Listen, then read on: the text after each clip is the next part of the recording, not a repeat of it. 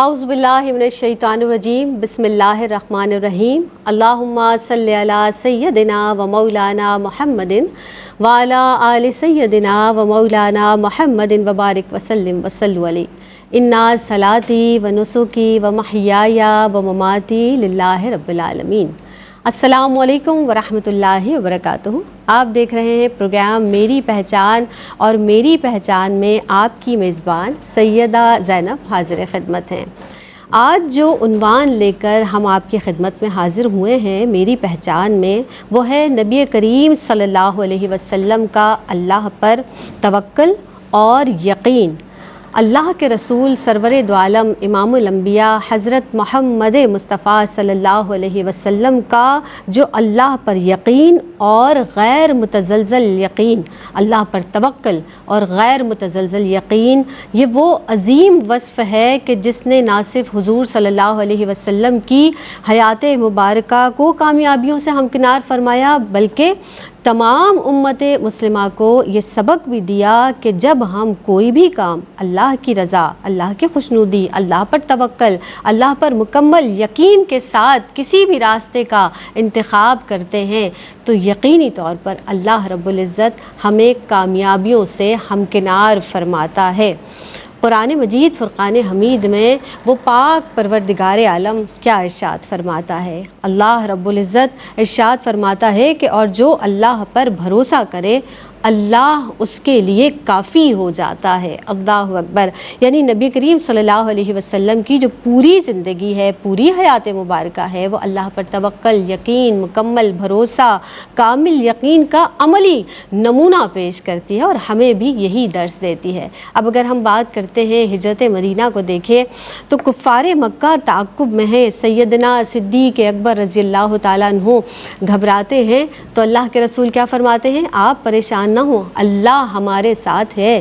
اسی طرح سے اگر ہم بدر کی بات کرتے ہیں اور مختلف فتوحات کا جب ہم مطالعہ کرتے ہیں تو اللہ پر بھروسہ، کامل یقین ہمارے لیے نمونہ ہے اور ہمیں فتح اور کامیابی اور نصرت تاریخ میں نظر آتی ہے۔ اسی حوالے سے آج بات کریں گے اور اس اہم عنوان پر ہمارے ساتھ شریک گفتگو جو مہمان شخصیات ہیں، کسی تعارف کی محتاج نہیں ہے، ہماری بہت ہی پیاری ہر دل عزیز شخصیت ڈاکٹر امتیاز جاوید خاکوی صاحبہ موجود ہیں، اسلامی طرز پر خیر مقدم کرتے ہیں۔ السلام علیکم ورحمۃ اللہ وبرکاتہ۔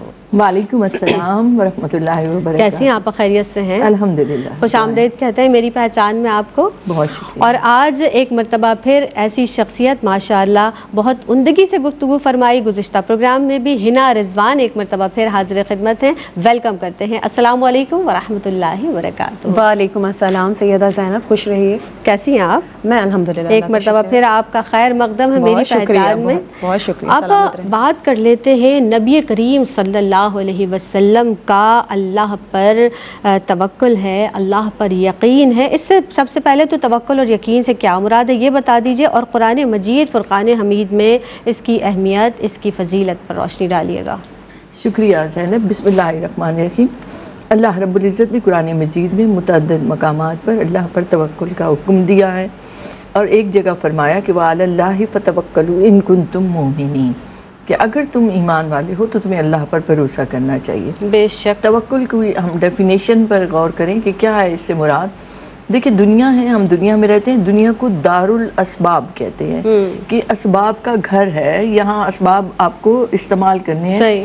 اور یہ ذہن میں رکھیں کہ یہ سب اسباب اللہ ہی کے پیدا کرنا ہے، اللہ ہی کے عطا کرنا ہے۔ بے شک بے تو شک۔ ایک انسان اپنی علم، اپنی طاقت، اپنے وسائل، اپنے اسباب، سب چیزوں کو بروئے کار لائے، اپنے تمام امور میں، تمام کاموں میں، مصائب آئیں، مشکلات آئیں، کچھ بھی آئیں، بھروسہ اللہ پر ہو، بے شک، بھروسہ ان اسباب پر نہ ہو۔ یہ ہوتا ہے توکل، کہ میرا توکل اللہ پر ہے، میں ان اسباب سے صرف نظر کرتا ہوں، ان سب کو استعمال کرتے ہوئے، اختیار کرتے ہوئے۔ اس لیے میں نے کہا کہ اسباب میں ایک تو ظاہری وسائل ہے، ایک آپ کا علم ہے، ایک آپ کی طاقت ہے۔ تو اللہ نے جو کچھ دیا ہے آپ کو، یہ اس علم کو، طاقت کو، وسائل کو، اسباب کو پیدا کرنے والی ذات اللہ کی ہے۔ تو ان کو بروئے کار لانا ہے، ان کو استعمال میں لانا ہے، یہ اللہ کا حکم ہے۔ اور پھر اس کے بعد بھروسہ اور توکل اللہ پر ہو. دیکھیں جب ہم کہتے ہیں لا الہ الا اللہ محمد رسول صلی اللہ، اللہ علیہ وسلم، تو اس کے دو پارٹس علماء کہتے ہیں، ایمان باللہ اور ایمان برسالت. ایمان باللہ پہلا پارٹ ہے لا الہ الا اللہ. تو اس لا الہ الا اللہ صرف زبان سے نہیں کہنا. آپ غور کریں تو ایمان بھی بنتا ہی تب ہے اقرار باللسان و تصدیق بالقلب، دل بھی آپ کا تصدیق کرے. تو اس کے کچھ تقاضے ہیں، تب آپ اس لا الہ کا حق ادا کر سکیں گے. وہ کیا ہے تقاضے؟ کہ اللہ سے محبت، اللہ کی اطاعت اور اللہ پر بھروسہ. صحیح. گویا توکل ایمان کی علامت ہے، ایمان کی کسوٹی ہے، ایمان کی پرکھ اس سے ہو رہی ہے کہ آپ کو اللہ پر بھروسہ کتنا ہے. اور جتنی آپ کی اللہ سے محبت ہوگی، جتنی زیادہ آپ اطاعت کر رہے ہیں، اتنا ہی آپ کا توکل بڑھتا چلا جاتا ہے. گویا آپ ایمان میں اسٹرانگ ہو جاتے ہیں، آپ کو تعلق باللہ عطا ہوتا ہے. اور دیکھیں جب تعلق عطا ہوتا ہے تو جیسے ایک بلب روشن تب ہوتا ہے جب پیچھے سے کنیکٹڈ ہوتا ہے. صحیح ہے. تو ایک مومن کی صفات میں اس کے نور تب آتا ہے جب وہ اللہ سے اپنا کنیکشن بحال رکھتا ہے. کچھ کرنٹ تو ہو. ہاں جی، تو جڑا ہوا تو ہو. تو یہ جو جڑنا ہے نا، یہ کیسے ملتا ہے؟ محبت، اطاعت اور توکل سے. سبحان اللہ. اور یہ توکل جتنا آپ کا یقین آگے بڑھتا چلا جاتا ہے، اتنا ہی آپ اللہ کے مقرب بندوں میں شمار ہوتے ہیں. توکل مقربین کے درجات میں سے ہے. بے شک. اب قرآن مجید کی بات کریں تو اللہ رب العزت نے بے شمار مقامات پر اس کا ذکر کیا. میں چند ایک مقامات کا ذکر کرنا چاہوں گی. سورہ مائدہ میں ارشاد ہوا وَعَلَى اللَّهِ فَتَوَكَّلُوا إِن كُنتُم مُؤْمِنِينَ. اگر مومن ہو تو بھروسہ رکھو اللہ پر. اب ادھر ادھر کیا دیکھتے ہو، اب تم یکسو ہو جاؤ. اسی طرح جس کا آپ نے بھی حوالہ دیا سورہ طلاق میں آتا ہے وَمَن يَتَوَكَّلْ عَلَى اللَّهِ فَهُوَ حَسْبُهُ. جس نے اللہ پر بھروسہ کر لیا تو اب آگاہ رہو کہ اللہ اسے کافی ہے. کافی ہو گیا. تو اللہ کافی ہے، کافی ہے. اگر ایک خدا میرے لیے ہے تو آپ جب یہ تصور کرتے ہیں کہ ہمیں اپنا وہ کہتے ہیں محبت ہو تو ایسی ہو، تو اور کیا چاہیے بندے کو؟ بندہ اللہ پر بھروسہ کرے تو اللہ اسے کافی ہو جاتا ہے. اللہ اسباب بنانے والا ہے. پھر فرمایا ان اللہ یحب المتوکلین، کہ اللہ توکل کرنے والوں کو پسند کرتا ہے، محبت کرتا ہے، انہیں اپنا محبوب بنا لیتا ہے. گویا آپ ان تین آیات کو بھی دیکھیں تو ان میں ایمان کی علامت، کامیابی کی ضمانت اور اللہ کے محبوب بندوں میں شامل آپ ہو جاتے ہیں. صرف بھروسہ آ جائے، اللہ پر یقین آ جائے، توکل آ جائے. اور اس کے تین درجے ہیں، میں جلدی جلدی بتانا چاہوں گی. ایک ہے توکل، پہلا عام درجہ، اس کے بعد ہے تسلیم اور اس کے بعد ہے تفویض.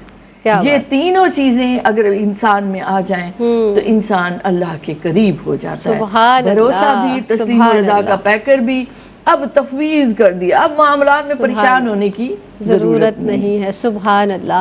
اور سب سے زیادہ، سب سے بڑھ کر تمام انسانوں میں جو اللہ پر توکل اور یقین ہے وہ نبی کریم صلی اللہ علیہ وآلہ وسلم کا ہے. کیا کہیے گا؟ نحمدہ و نصلی علی رسولہ الکریم، اما بعد فاعوذ باللہ من الشیطان الرجیم، بسم اللہ الرحمن الرحیم. بہت شکریہ سیدہ زینب آپ کا. اور جیسے آپ نے کہا کہ نبی اکرم صلی اللہ علیہ وآلہ وسلم کا توکل تمام انسانوں سے بڑھ کر ہے. بے شک اس میں کوئی دوسری رائے ہو ہی نہیں سکتی، کیونکہ حضرت صلی اللہ علیہ وآلہ وسلم کی ذات اقدس جو ہے وہ تمام اعلیٰ و عرفہ اخلاقی محاسن کا مجموعہ ہے. تو بالکل اسی طریقے سے اخلاق کی ایک اعلیٰ صفت توکل ہے. اور آقا علیہ الصلوۃ والسلام کی ذات گرامی جو ہے وہ اللہ پاک پر کامل یقین اور توکل کا بہت روشن ترین نمونہ ہے صلی اللہ علیہ وآلہ وسلم. اور آپ کا جو توکل ہے وہ محض لفظی نہیں ہے، بلکہ آپ کا توکل آپ کی حیات طیبہ کے ہر گوشے کا احاطہ کیے ہوئے ہے. ہر گوشے کا احاطہ کیے ہوئے.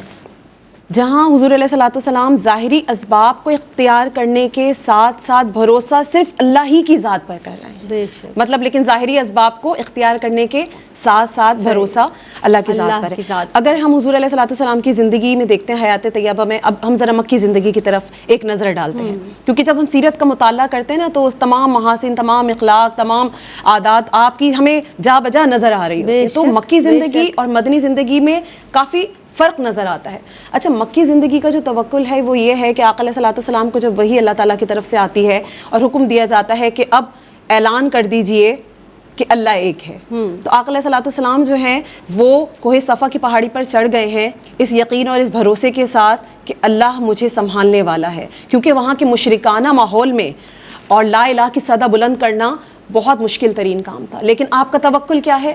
اللہ پر بھروسہ ہے، اور آپ نے اعلان کر دیا مکے والوں کے سامنے۔ اسی طریقے سے جب حضور علیہ الصلوۃ والسلام کی حیات طیبہ میں دیکھتے ہیں ہجرت کا وقت قریب آیا ہے، اب دشمن جو ہے وہ دروازے پر کھڑا ہوا ہے ننگی تلواریں، نیزے، خنجر لے کر، اور آپ کے قتل کے در پہ معاذ اللہ ثم معاذ اللہ، اور رسول اللہ صلی اللہ علیہ وسلم اس وقت بھی آپ کا توکل بھروسہ کس پر ہے؟ اتنا کامل یقین ہے کہ اللہ کی آیات پڑھتے ہوئے ان پر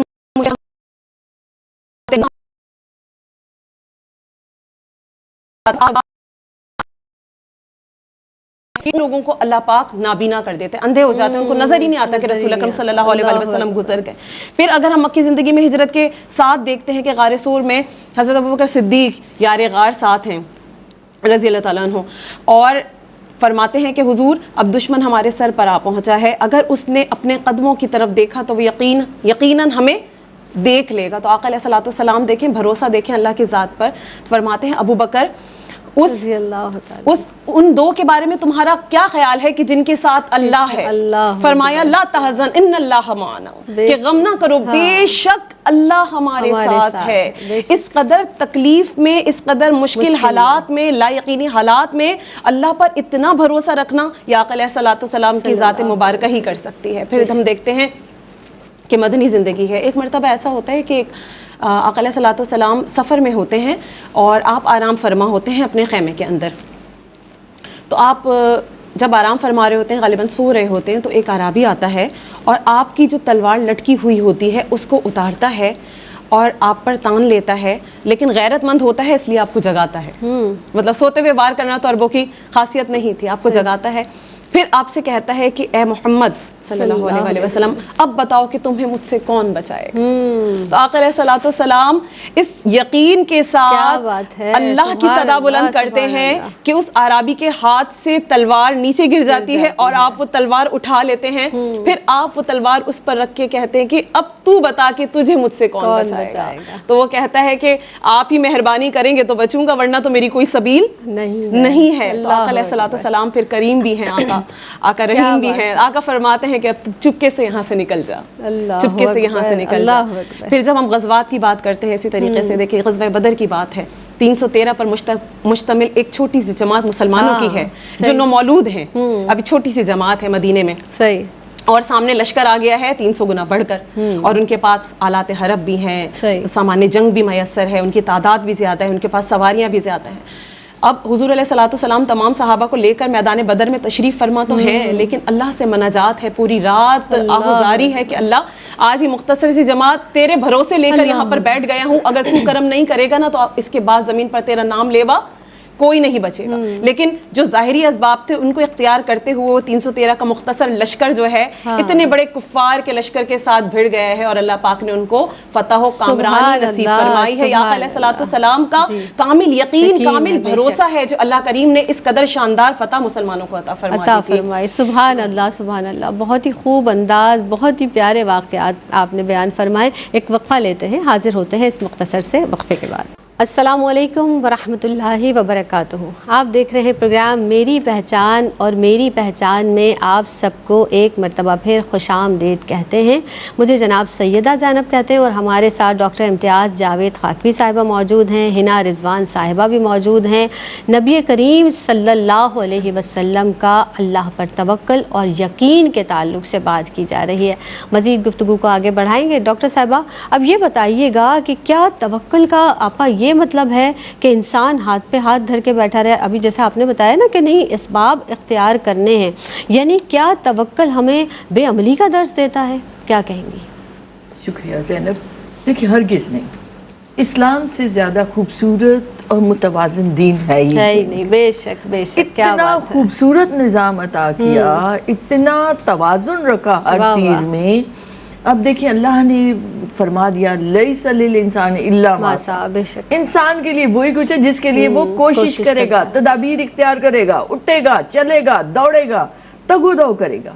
پھر آپ دیکھیے تگو دو جب وہ کرتا ہے، اب وہ رزق حلال کے لیے باہر نکل رہا ہے، معاش کے لیے نکل رہا ہے، اپنے بیوی بچوں کے کھانے کا ارینج کرنے کے لیے نکل رہا ہے، اس سے ذمہ دار ٹھہرا ہے، کفیل ہو تمہیں کفالت کرنی ہے اپنی فیملی کی، اور اس کے اس عمل کو عبادت قرار دیا۔ کیا کہنے. نبی کریم صلی اللہ علیہ وآلہ وسلم نے فرمایا کہ وہ اللہ کی راہ میں ہے.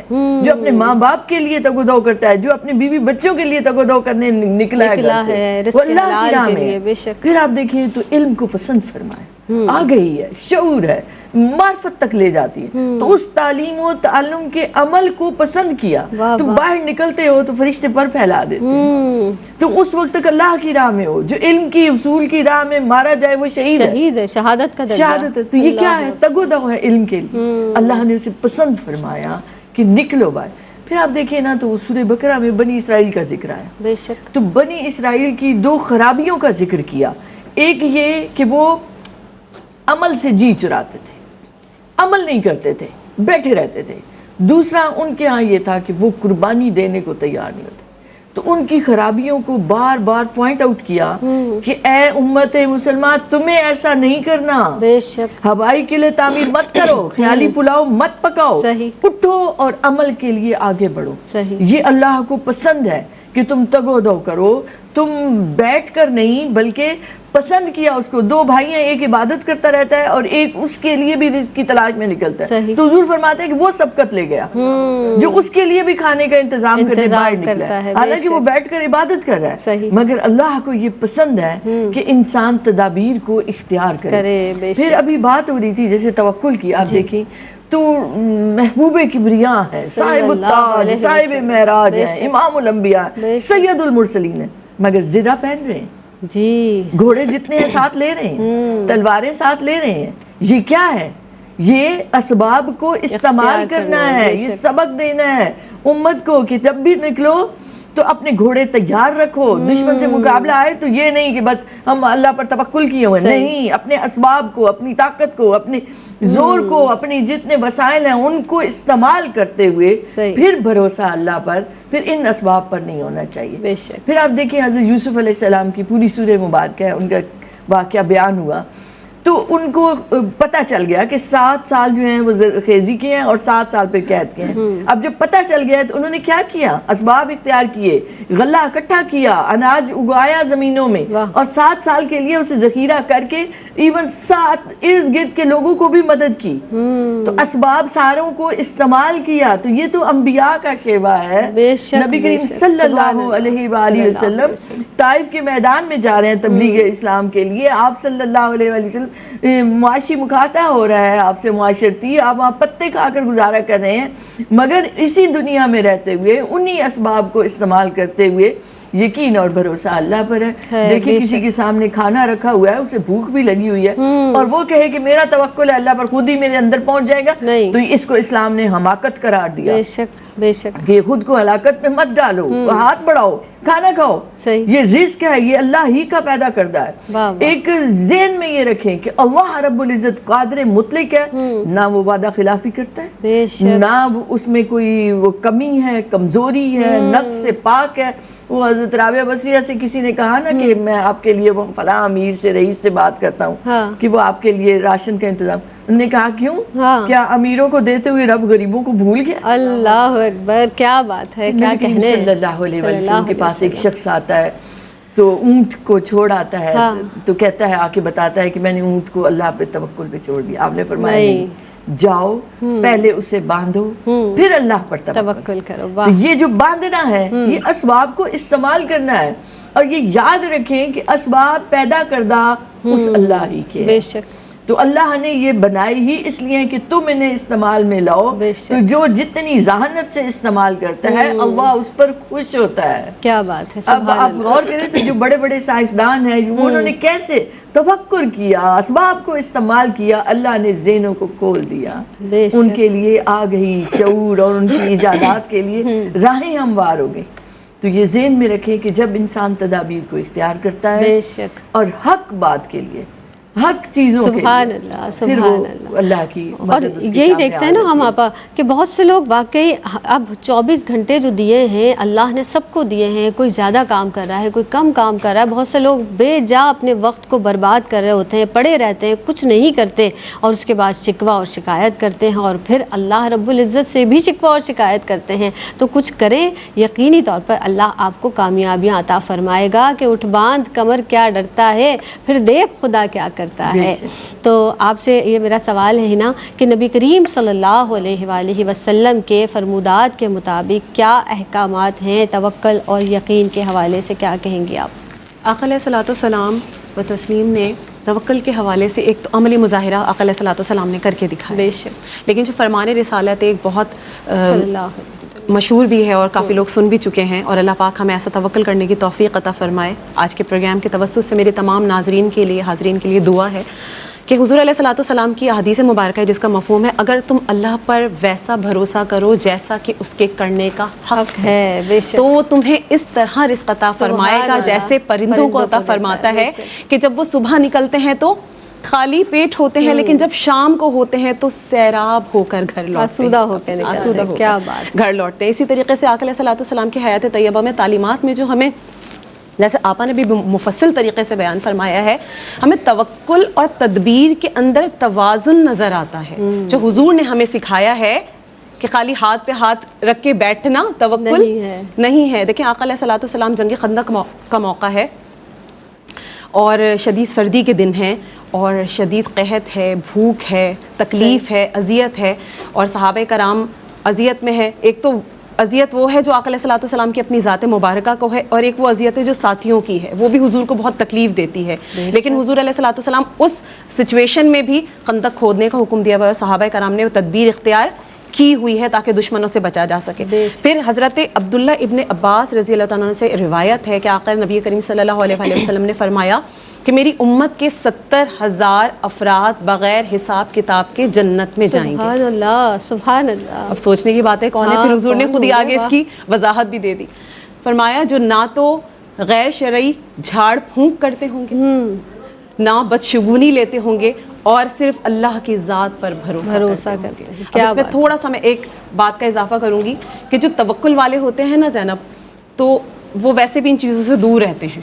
جس کو اللہ کی ذات پہ بھروسہ ہو جائے وہ کسی عامل پیر فقیر کے اوپر بھروسہ نہیں کرے گا اس طریقے سے. اس کو پتہ ہے کہ کرنا سب کچھ میرے اللہ نے، میرے رب نے سب کچھ کرنا ہے، تو میں کسی دوسرے پہ بھروسہ کر کے کیا کروں. تو غیر شرعی یہاں پہ بات ہے، لیکن جو نظر بد وغیرہ کے لیے جو دم کیا جاتا ہے وہ بالکل جائز ہے.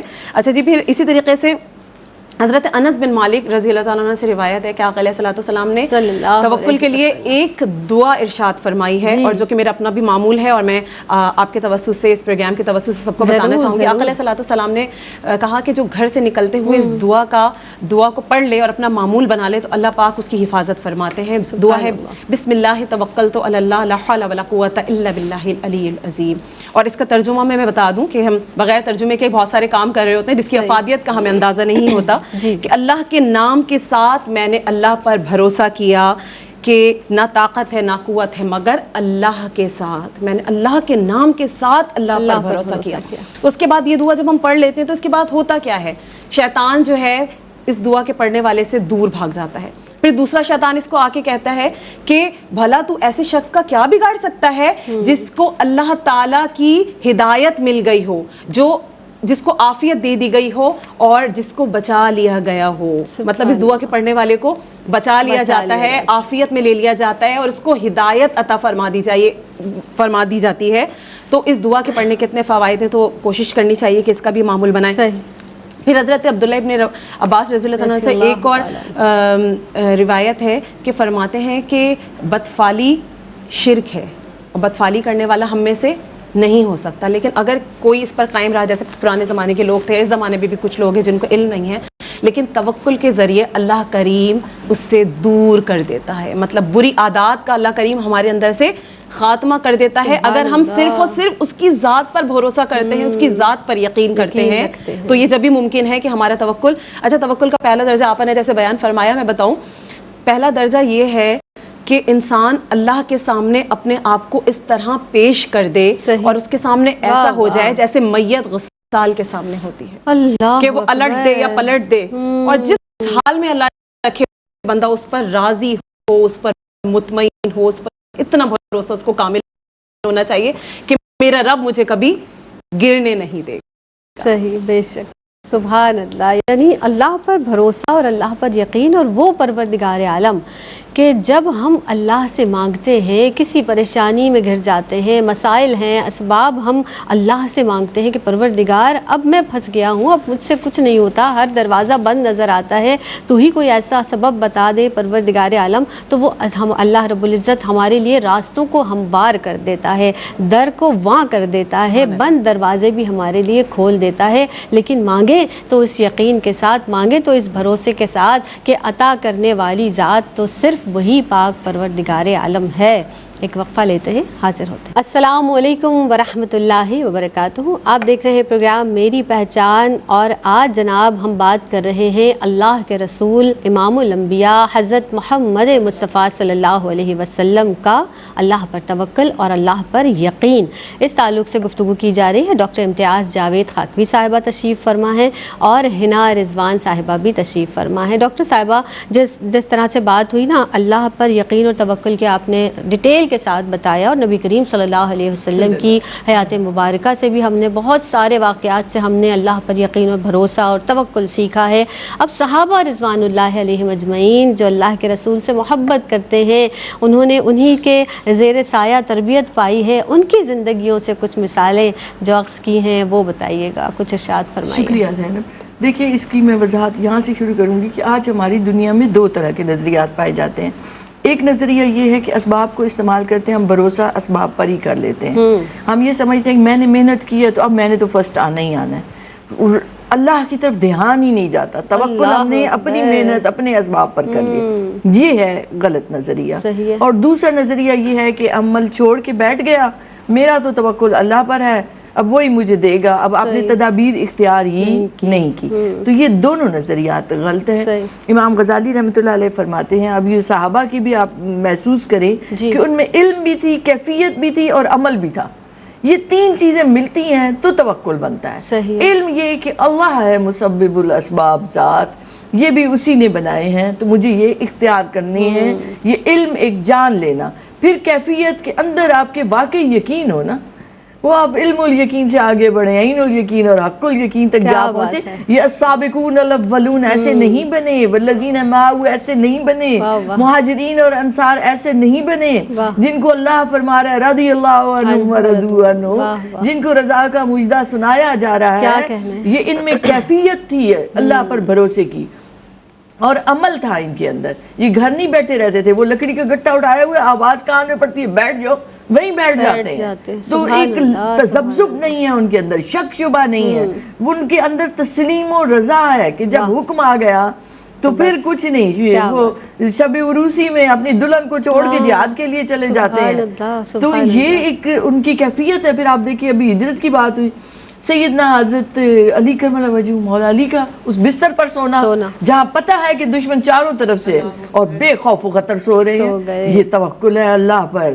پھر مال کی ضرورت پڑتی ہے تو حضرت ابوبکر صدیق واضح الفاظ میں گھر کی ایک ایک چیز لا کے پیش کر دینا اور یہ کہنا کہ میرے لیے اللہ اور اس کا رسول کافی ہے صلی اللہ علیہ وآلہ. اس یقین سے کہنا، اس یقین. پھر حکم آ گیا کہ ہجرت کرو، چھوڑ دو گھر بار کو. ایک لمحہ نہیں لگایا. آپ غور کریں کہ ہم نے ایک ہفتے کے لیے جانا ہے تو ہم گھر کو یوں دیکھ رہے کب واپس آنا ہے، کیونکہ وہ جھونپڑی بھی ہے تو اپنا گھر بڑا ہی اچھا لگتا ہے. مگر ان لوگوں نے اہل و عیال، رشتہ دار، اپنے محبوب شہر کو چھوڑ دیا اور نبی کریم صلی اللہ علیہ وآلہ وسلم کے حکم پر نکل کھڑے ہوئے. پھر آپ ہجرت کے بعد دیکھیں وہاں پہنچے، مواخات ہو گئی، انصار اور مہاجر کو بھائی بھائی بنا دیا. اس کے بعد بھی مہاجرین نے اپنا سامان تجارت اٹھایا اور کہا کہ ہمیں بازار کا راستہ دکھاؤ. یہ کیا ہے؟ اسباب کو استعمال کرتے ہوئے بھروسہ اللہ پر ہے. ادھر 313 ہیں، ادھر 1000 سے زیادہ کی تعداد ہے. غزوہ بدر پہلا مارکہ ہے، نہ کوئی ہتھیار ہیں اتنے، نہ کوئی گھوڑے ہیں اتنے، نہ کچھ ہے، مگر توکل اللہ پر. ایسے سیسا فلائی دیوار بن گئے ہیں ایک ایک فرد. اور حضرت ابو دجانہ کا وہ پٹی باندھنا، میں ہوں ابو دجانہ، تو اللہ کو اس لمحے وہ فخر کا انداز پسند ہے کہ بالکل اس طرح سے جاؤ، بے خوف و خطر ہو کے جاؤ.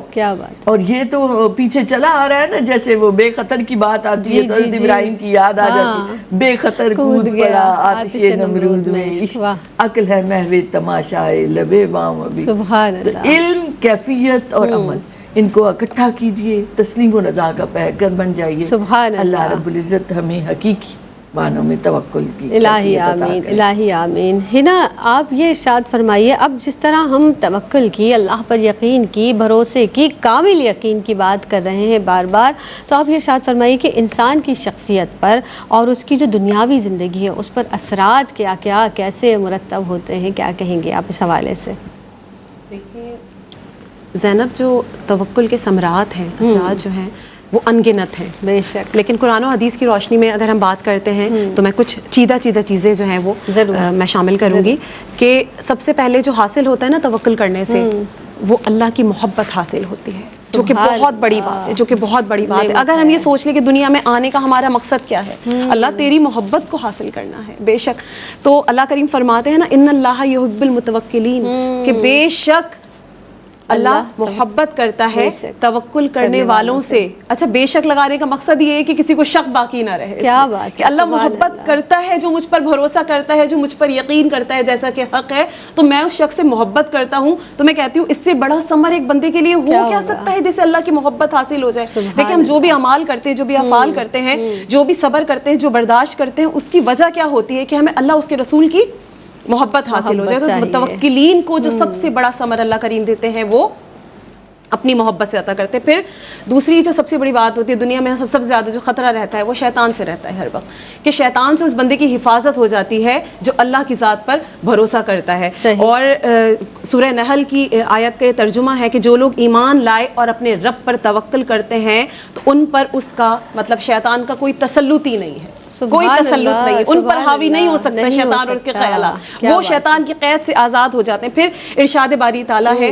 کہ جو کوئی اللہ پر بھروسہ کرتا ہے اللہ اس کے لیے کافی ہو جاتا ہے. جس سے اللہ کافی ہو جائے تو اس کو دنیا کی، آخرت کی، جسم کی، مال کی، کسی چیز کی کوئی حاجت ہی نہیں رہتی. آپ بتائیں نا، اللہ جس کا کفیل بن جائے تو اس کو کس چیز کی حاجت باقی رہ جاتی ہے، جس کو اللہ پاک کہہ دے. پھر اس کو جو لوگ اس کو ایذا پہنچاتے ہیں، جو پریشانیاں اس کو دیتے ہیں، جو چالے اس کے لیے چلتے ہیں، وہ کسی بات سے پریشان نہیں ہوتا کیونکہ اللہ کافی و شافی اس کے لیے ہو جاتا ہے. پھر حضرت داؤد علیہ السلام کی طرف اللہ کریم نے نا ایک مرتبہ وحی کی، اور وحی میں کیا کہا کہ داؤد، جو بندہ مخلوق کی بجائے صرف مجھ پر بھروسہ کرتا ہے تو زمین اور آسمان اگر اس کے خلاف تدبیر کریں تو بھی میں اس کے نکلنے کی راہ بنا دیتا ہوں. کہ کوئی چیز یہاں پہ انسانوں کی بات نہیں ہو رہی، زمین اور آسمان اللہ پاک نے کہہ دیا کہ داؤد اگر زمین اور آسمان کل دنیا بھی مل کے اس کے مخالف ہو جائے نا تب بھی میں اس کے نکلنے کی راہ بنا دوں، بشرط یہ کہ بھروسہ اس کا توکل صرف میری ذات پر ہونا چاہیے. پھر رزق کی رسائی جو ہے اس تک آسان ہو جاتی ہے. اللہ کریم کہتے ہیں جو مجھ سے ڈرتا ہے میں اس کے لیے راستہ نکال دیتا ہوں اور اس کو وہاں سے رزق مہیا کرتا ہوں جہاں سے اس کو گمان نہیں ہوتا. لیکن آپا نے جیسے کہا کہ تدبیر اختیار کرنا لازمی ہے، ہاتھ پہ ہاتھ رکھ کے بیٹھنے سے نوالا منہ تک نہیں پہنچتا. پھر جو ایک سب سے زیادہ بہترین بات اس کو جو توکل کے ثمرات میں سے ہے جو حاصل ہوتی ہے انسان کو، وہ یہ ہے کہ اس کو دشمن پر فتح یابی ملتی ہے. فتح یابی کیسے ملتی ہے؟ اللہ کریم فرماتے ہیں آل عمران کی یہ آیت کا ترجمہ ہے کہ اگر اللہ تمہاری مدد کرے تو کوئی تم پر غالب نہیں آ سکتا، لیکن اگر اللہ تمہیں چھوڑ دے تو پھر اس کے بعد کون ہے جو تمہاری مدد کرے گا؟ تو اہل ایمان کو صرف اللہ پر بھروسہ رکھنا چاہیے. اور اس کے بعد جو شخص اللہ پر توکل کرتا ہے، جس کا بھروسہ مضبوط ہوتا ہے نا، یقین مضبوط ہوتا ہے، اس کو انزائٹی یا ڈپریشن نہیں ہوتا، وہ ٹیبلٹس نہیں لے رہا ہوتا. کیا بات ہے. ایک دانا سے کسی شخص نے پوچھا کہ میں یہ سوچتا ہوں، سوچ کے بڑا پریشان رہتا ہوں، جیسے ہم لوگ بھی تمام اپنے کل کو سوچ کے بڑا پریشان رہتے ہیں کہ اب کیا ہوگا، کل کیا ہوگا، کیسے ہوگا. تو کہتے ہیں کہ میں بڑا پریشان رہتا ہوں، میرے بعد میرے اہل خانہ کا کیا بنے گا، میرے بچوں کا کیا بنے گا. تو انہوں نے جواب دیا کہ وہی بنے گا جو تمہارے باپ کے بچوں کا بنا. یعنی کہ اللہ کریم نے تمہیں بھی اسباب مہیا کیے ہوئے ہیں، اگر تمہارے باپ نے بھروسہ کیا تو اگر آپ اللہ پہ بھروسہ کرو گے تو اللہ تعالیٰ آپ کی نسلوں کے لیے بھی اسباب مہیا کر دے گا. اور ایک آخری بات، ایک آخری سمر جو کہ بہت ہی بہترین ہے کہ حضرت عبداللہ ابن عباس نے فرمایا کہ جو یہ پسند کرتا ہو، جو شخص یہ پسند کرتا ہو کہ وہ تمام لوگوں سے زیادہ طاقتور ہو جائے. طاقت کے حصول کا کون نہیں ہے اس وقت؟ ہر کسی کو ضرورت ہے کہ ہم طاقتور، ہر کوئی چاہتا ہے کہ ہم طاقتور. جو پسند کرتا ہو کہ وہ طاقتور ہو جائے تو اسے چاہیے کہ اللہ پر بھروسہ کرے تو اللہ کیا پاک اس کو بات ہے، طاقت عطا فرما دے. سبحان اللہ سبحان اللہ. یعنی آپ دیکھیے کہ کیا کیا کچھ دنیا میں بھی اور آخرت میں بھی اس کو ملے گا جو اللہ پر توکل کرتا ہے، جو اللہ پر یقین کرتا ہے، اللہ پر بھروسہ کرتا ہے. تو بس تعلق اللہ سے جوڑے رکھیے، تعلق اللہ سے بنائے رکھیے. ڈاکٹر صاحبہ کیا میسیج دیں گی لاسٹ میں؟ دیکھیے زینب، میں یہ کہنا چاہتی ہوں کہ رزق جو آپ کے نصیب کا ہے نا وہ آپ کو مل کے رہے گا. بے شک. اب آپ کا ہونا یہ چاہیے کہ آپ رزق حلال کمائیں. صحیح. اور سورہ حدید میں آتا ہے کہ جو نہیں ملا اس پر افسوس نہ کرو، اور جو مل گیا ہے اس پر فخر نہ کرو، اتراؤ نہیں. صحیح. تو یہ اگر آپ دنیا میں اصول بنا لیں، جی. آپ نے بڑی کوشش کی مگر آپ کو نہیں ملا، صحیح. تو جان لیں کہ اللہ نے کچھ اور آپ کے لیے سوچ رکھا ہے جو اس سے بہتر ہے. سبحان کیونکہ اللہ. آپ کو آپ سے بہتر وہ رب جانتا ہے جس بے نے شک، بنایا بے ہے. شک. تو جو نہیں ملا اس پر افسوس نہ نہ کریں، کریں. اور جو مل گیا ہے اس پر اترائیں نہیں، فخر نہ کریں. اللہ ہی کی عطا ہے، کیا بات تو ہے. وہ جب چاہے لے بھی سکتا ہے. بے شک. اور جو نہیں ملا وہ آپ کے لیے تھا ہی نہیں تو کیسے ملتا؟ جب اللہ نے آپ کے لیے آپ کے مقدر میں وہ رکھا ہی نہیں تھا تو پھر وہ کیسے ملے گا آپ کو؟ جی ہی نا، کوئی مختصر سا میسج، ون لائنر میسج. ایک بہت ہی خوبصورت میسج یہ دینا چاہوں گی کہ ایک ہی طریقہ ہے توکل کا کہ تمام اسباب کو اختیار کریں لیکن بھروسہ صرف مسبب الاسباب پر رکھیں. بے شک بے شک. کہ جو تو نے اللہ سے لو لگائی تو دل میں خوف زوال کیسا، کہ جس کی کشتی کو تھام لے وہ تو ڈوبنے کا خیال کیسا. کیا بات جب اللہ پر یقین کامل ہو گیا تو سبحان پھر اللہ. نقصان کا اندیشہ نہیں رکھنا چاہیے. سبحان اللہ. کیا کہنے، بہت ہی اچھی اور میں سمجھتی ہوں ایسی گفتگو جو روحانی کیفیت اندر سے پیدا کر دیتی ہے اور اللہ پر بھروسہ اور اللہ پر یقین مزید بڑھ جاتا ہے. ڈاکٹر صاحبہ آپ کی آمد کی بہت مشکور ہوں. آپ تشریف لائی ہیں نا، بہت شکریہ آپ کی آمد کا. بہت ہی اچھی، بہت روح کو تازہ کرنے والی گفتگو ہوئی. اور کسی شاعر نے کہا نا کہ خدا نے آج تک اس قوم کی حالت نہیں بدلی، نہ ہو جس کو خیال آپ اپنی حالت کے بدلنے کا. تو آپ خود اٹھیں گے، کچھ کریں گے جناب تو آپ کا حال بدلے گا. حال بدلے گا، پھر دل کی کیفیت بدلے گی. اور یہ کیسے بدلے گا؟ اللہ سے جوڑیں اپنے آپ کو، دعا سے قریب ہو جائیں. یعنی دعا کیا ہے؟ اللہ سے کلام کریں، اللہ سے بات کریں، نمازوں کی پابندی کریں، اللہ کو راضی کریں. جب وہ راضی ہو جائے گا تو پھر سب کچھ مل جائے گا. اور پھر آپ توکل اور یقین کی بات ہوئی نا، تو اس یقین سے مانگیں گے کہ وہ عطا کرنے پر قادر ہے. اس کے ساتھ ہی اپنی میزبان سیدہ زینب کو دیجیے گا اجازت. السلام علیکم ورحمۃ اللہ وبرکاتہ.